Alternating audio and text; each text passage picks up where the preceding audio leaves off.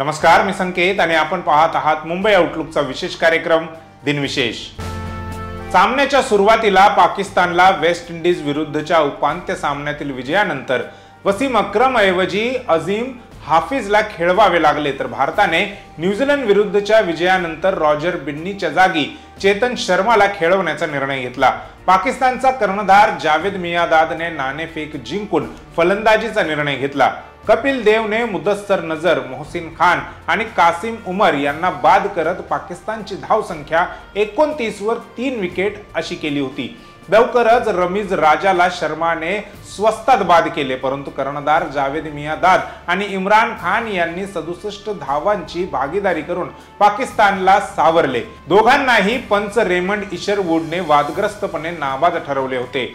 विडंबन म्हणजे भारतासाठी इम्रानला अद्याप खाते उघडता आले नव्हते। अखेर ही भागीदारी तुटली, कारण इम्रान 35 धावांवर धावबाद झाला। नंतर सलीम मलिक आणि जावेद मियांदाद हे दोघेही एल शिवरामकृष्णनने 131 धावांवर बाद केले। एकेकाळी पाकिस्तानने 42 षटकात 9 बाद 145 धावा केल्या होत्या, परंतु पाकिस्तानचा शेवटचा अधिकृत फलंदाज वसीम राजा 21 धावांवर नाबाद राहिला आणि त्याने टेल अंडर अजीम हाफिजच्या मदतीने धावसंख्या वाढवली। निर्धारित 50 षटकांच्या शेवटी पाकिस्तानने 9 बाद 176 धावा केल्या, ज्या अंतिम सामन्यातील धावसंख्येपेक्षा कमी होत्या। भारताकडून कपिल देवने 3 बळी घेतले, तर शर्मा, मदनलाल आणि मोहिंदर अमरनाथ यांनी प्रति षटक 3 धावांपेक्षा कमी किफायतशीर कामगिरी केली। 19 वर्षीय लेग स्पिनर लक्ष्मण शिवरामकृष्णन यांनी या स्पर्धेत एक वेगळाच अनुभव घेतला आणि अंतिम सामन्यात आणखीन एक उत्कृष्ट खेळी करत 3 बळी घेतले। या स्पर्धेत पहिल्यांदाच भारताला विरोधी संघाला बाद करण्यात अपयश आले। स्पर्धेत भारताला जास्तीत जास्त 50 पैकी 49 बळी मिळाले। भारतीय सलामवीर रवी शास्त्री आणि कृष्णमाचारी श्रीकांत यांनी या स्पर्धेत उत्तम कामगिरी केली आणि विजयासाठी 177 धावांचे लक्ष्य गाठताना त्यांच्या शतकी सलामी भागीदारीने त्यांच्या मजबूत फलंदाजीसाठी बहुतेक काम केले। शेवटी श्रीकांतला 67 धावांवर इम्रानने बाद केले। अझरुद्दीनने 25 धावांवर बाद होण्यापूर्वी शास्त्रींसोबत 39 धावांची भागीदारी केली। रवी शास्त्री आणि वेंगसरकर अनुक्रमे 63 आणि 18 धावांवर नाबाद राहिले आणि भारताने 47.1 षटकात 177 धावांचा पाठलाग केला।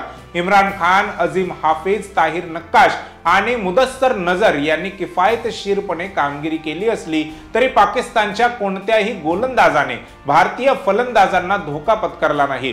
त्यांच्या सातत्यपूर्ण कामगिरीसाठी सामन्याच्या शेवटी श्रीकांतला सामनावीर पुरस्कार मिळाला, तर शास्त्रीला स्पर्धेतील खेळाडू किंवा चॅम्पियन ऑफ चॅम्पियन्स म्हणून घोषित करण्यात आले। त्याला 35,000 ऑस्ट्रेलियन डॉलर्स किमतीची ऑडी 100 मोटार कारचे बक्षीस देण्यात आले आणि त्याने ताबडतोब MCG भोवती त्याच्या संपूर्ण टीमसह गाडीत किंवा गाडीवर बसून ती चालवली। सामन्यात 35,296 उपस्थिती ऑस्ट्रेलियामध्ये सर्वाधिक होती, ज्यामध्ये यजमान संघ सहभागी नव्हता। क्रिकेट विश्वात अनेक सामने होतात जे आपल्या मेमरीत कायमचे छापले जातात। या सामन्यांमधील धडकी भरवणाऱ्या प्रसंगाचे आपण साक्षीदार होतो। असाच एक सामना 10 मार्च 1985 रोजी खेळला गेला। या सामन्याला आज 40 वर्ष पूर्ण झाली। 1985 मध्ये बेन्सन अँड हेजेस टूर्नामेंट पार पडली। यात भारताने विजेतेपद मिळवले। 40 वर्षांपूर्वी आजच्या दिवशी या स्पर्धेच्या अंतिम सामन्यात भारताने पाकिस्तानवर मात देत ही स्पर्धा जिंकली होती। सुनील गावस्करांच्या नेतृत्वातील टीम इंडियाने पाकिस्तानचा 8 गडी राखून फडशा पाडला होता। नाणेफेक जिंकलेल्या पाकिस्तानने प्रथम फलंदाजी स्वीकारली होती, मात्र त्यांचा हा निर्णय पूर्णतः अंगलट आला। निर्धारित 50 षटकांमध्ये पाकिस्तानचा संघ 9 गडी गमावून 176 धावाच करू शकला। भारताच्या जलद गती गोलंदाजांसमोर पाक खेळाडू टिकू शकले नाहीत। संघासाठी दिग्गज फलंदाज जावेद मियांदादने सर्वाधिक 48 धावा जमवल्या होत्या।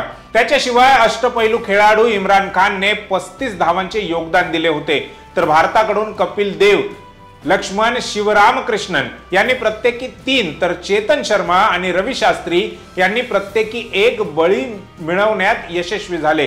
पाकिस्तानच्या आव्हानाचा पाठलाग करण्यासाठी भारताला 177 धाव्या हव्या होत्या। भारताने हा सामना 47.1 षटकातच खिशात घातला. सलामीवीर रवी शास्त्री यांनी 148 चेंडू खेळून काढत 63, तर कृष्णमचारी श्रीकांत यांनी 67 धावांची आक्रमक खेळी केली होती. विशेष म्हणजे रवी शास्त्रींना या स्पर्धेचा चॅम्पियन ऑफ चॅम्पियन्स हा किताब मिळाला. इतकेच नव्हे तर त्यांना नवी कोरी करकरीत कार ही पुरस्काराच्या स्वरूपात मिळाली. या आनंदात सर्व भारतीय खेळाडूंनी शास्त्रींच्या कारमध्ये बसत मैदानात चक्कर मारली होती. विश्वनाथन आनंद हे भारतीय बुद्धिबळपटू ग्रँडमास्टर आहेत. 1988 मध्ये ते भारताचे पहिले ग्रँडमास्टर बनले. ते 2800च्या एलो रेटिंगला मागे टाकणाऱ्या मोजक्याच खेळाडूंपैकी एक आहेत. हा पराक्रम त्यांनी 2006 मध्ये केला होता. आनंद यांनी 5 वेळा जागतिक बुद्धिबळ स्पर्धा जिंकलेली आहे. त्याने 2000 साली FIDE वर्ल्ड चॅम्पियनशिप जिंकण्यासाठी 6 गेमच्या सामन्यात अलेक्सी शिवोरचा पराभव केला आणि 2002 पर्यंत हे जेतेपद राखले. ते 2007 मध्ये निर्विवाद विश्वविजेते बनले आणि 2008 मध्ये व्लादिमीर क्रॅमनिक, 2010 मध्ये वेसेलिन टोपोलोव आणि 2012 मध्ये बोरिस गेलफँड यांना हरवून विजेतेपद राखले. 2013 मध्ये त्यांनी आव्हानवीर मॅक्सन कार्लसन कडून विजेतेपद गमावले आणि 2014 उमेदवार स्पर्धा जिंकल्यानंतर 2014 मध्ये त्याने कार्लसन कडून पुन्हा सामना गमावला. एप्रिल 2006 मध्ये क्रॅमनिक, टोपोलोव आणि गॅरी कॅस्पारोव यांच्यानंतर FIDE रेटिंग यादीत 2800 एलो मार्क्स पार करणारे आनंद इतिहासातील चौथे खेळाडू बनले. लहानपणी खेळण्याच्या वेगवान गतीसाठी ओळखल्या जाणाऱ्या आनंद यांनी 1980च्या सुरुवातीच्या कारकिर्दीत लाइटनिंग किड हे नाव कमावले. तेव्हापासून ते एक सार्वत्रिक खेळाडू म्हणून विकसित झाले आहेत आणि अनेक जण त्यांना त्यांच्या पिढीतील सर्वात मोठा वेगवान बुद्धिबळपटू मानतात. त्यांनी 2003 आणि 2017 मध्ये FIDE world rapid chess championship, 2000 मध्ये वर्ल्ड ब्लिट्झ कप आणि इतर अनेक उच्चस्तरीय जलद आणि ब्लिट्झ स्पर्धा जिंकल्या. आनंद हे 1991-92 मध्ये राजीव गांधी खेलरत्न पुरस्काराचे पहिले प्राप्तकर्ता होते. हा भारतातील सर्वोच्च क्रीडा सन्मान आहे. 2007 मध्ये त्यांना भारताचा दुसरा सर्वोच्च नागरी पुरस्कार पद्मभूषण प्रदान करण्यात आला, ज्यामुळे तो पुरस्कार प्राप्त करणारे ते पहिले खेळाडू बनले.